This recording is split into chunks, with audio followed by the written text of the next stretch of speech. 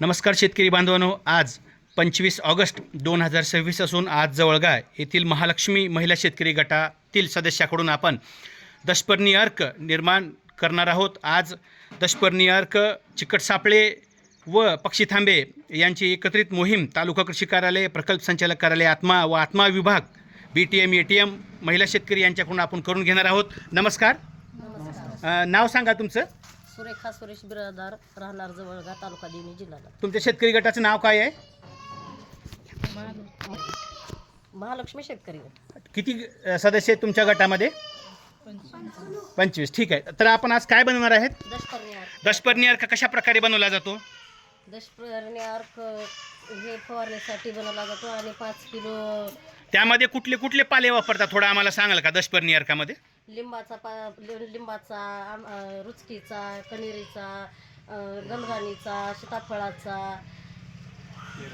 एरंडीचा, सांगा बाकीचे ना। हां, पपई, हां, करंजीचा, हां, ठीक आहे। असे एकूण 10 पाले वापरतात।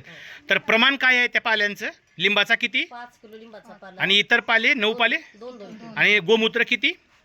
10 लिटर 10 लिटर गोमूत्र, शेण 5 किलो एकत्रित या ड्रममध्ये आपण तयार करणार आहोत। तर आज आपण हे सगळं जीवामृत या ठिकाणी तयार केलेलं आहे। शेण वगैरे सगळं पाले वगैरे एकत्रित करून दशपर्णी अर्क तयार केलेलं आहे। तर हे दशपर्णी अर्क किती दिवसाच्या नंतर चालू, म्हणजे फवारण्यासाठी उपलब्ध असणार? 8 दिवसामध्ये। आणि किती दिवस वापरता येते हे आपल्याला? 6 महिन्यापर्यंत वापरता येते। दशपर्णी अर्क कशावरती फवारतो आपण? मुख्यत्वे भाजीपाला, फळपीक असेल त्यावरती। कशासाठी, आणखीन कशासाठी वापरलं जाते दशपर्णी अर्क? पांढरी माशी, तुडतुडे, मावा। प्रमाण काय आहे एका फवाऱ्यासाठी? 15 लिटरच्या फवाऱ्यासाठी 1 लिटरमध्ये आपण फवारतो।